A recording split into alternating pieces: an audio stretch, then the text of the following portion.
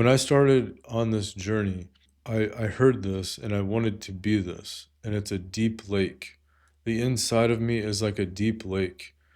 Just think about a deep lake, like say like 50 foot deep and down, like 40 foot down. Just be there in that quiet stillness and just think about a storm happening on top of the water, up in the air.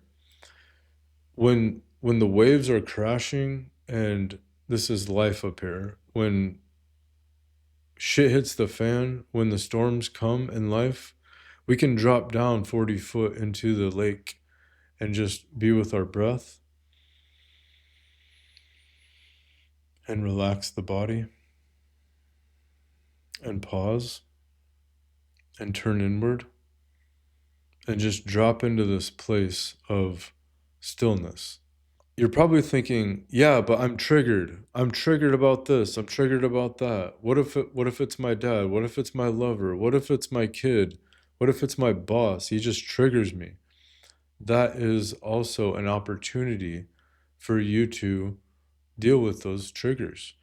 Triggers continue to happen, and cycles of your reality continue to come back to you in order to work on them. Like maybe you continually get into the same relationship styles, with the same kind of partner that, and if you really like take a good look at them, you're like, they look like the last partner and the last partner and the last partner, and we continue to have the same issues. And wow, those issues are back from my childhood with my dad. Anyways, or my mom, you know, things will continue to come up to you, not because of something outside of you. The triggers are inside of you. They're wounds. There's something that you need to deal with. There's something that I needed to deal with. You know, the the guy in front of me at this supermarket who is, just pissing me off for some reason. It's not about him. It's about me. It's about, like maybe he's really rigid and he's like short with the cashier. That's something about me. I don't want to be like that. Therefore, when I see him like that, I'm like, nope, don't want to be like that. But that's when we observe and we release and relax in our body, because you will feel that those triggers exist in your tissues. You'll feel tightness in your forehead, a tightness in your heart. Maybe your throat clams up, or maybe your shoulders start to creep up, or your fists um, ball up. And when we observe that and we just feel into it and we release and relax and we use our will, we have a will. We have a will to use the mind, and that is our power. And we can say, I accept him just as he is. I have been like that. I am like that dude sometimes. He is also from source. He is also a beautiful human being, carrying wounds around with him. And I can let that go and I can release and relax. So that's the practice on a daily basis. And the more you do it, the more you discover what your triggers are, and you lean into them and you just observe them. Thich Nhat Hanh, he is a famous monk, Buddhist, rest in peace. He's gone now, but he his mindfulness practices have changed my life. This is one of them. Taking a breath in, breathing in, I know that I am breathing in. Breathing out, I know that I am breathing out. He also talks about anger and being able to see anger and invite it in and hold it like a little baby and just be like, I see you, little anger. I know you're upset and angry right now, but it's going to be okay. Because your anger is not you. And your thoughts are not you, and your emotions are not you. They are they're phenomenon that happen in this vehicle that we call the body, and you're a witness to it.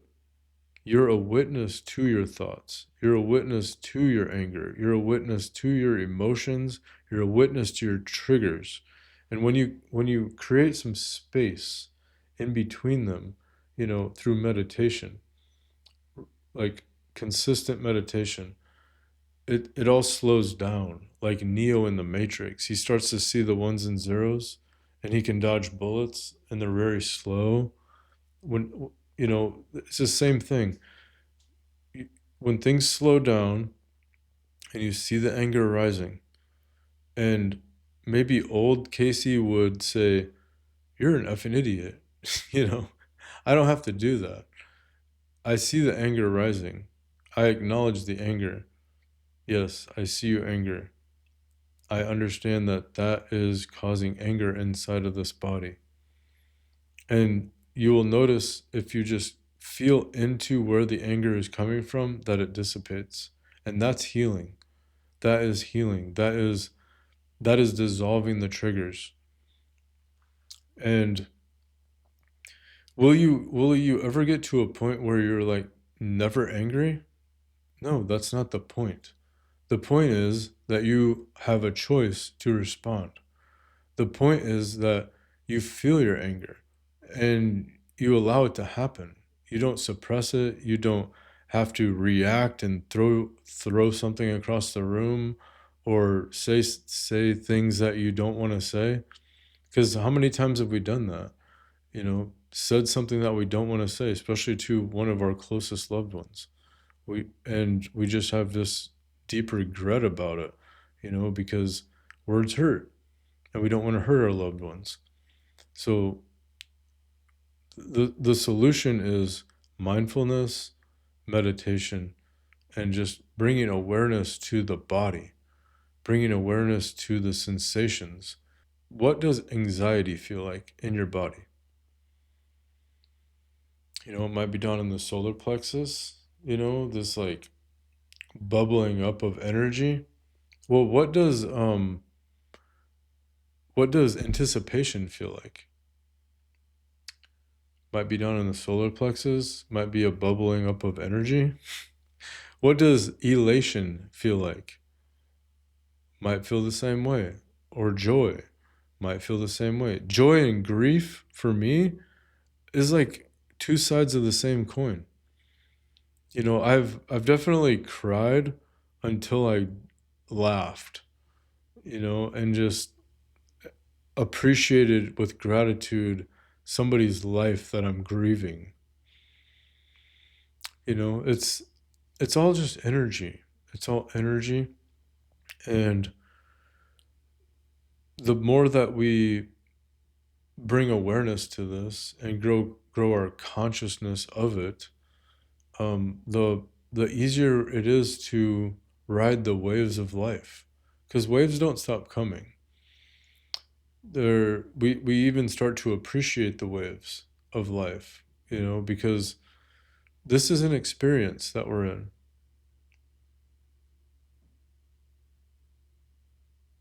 a blessed experience,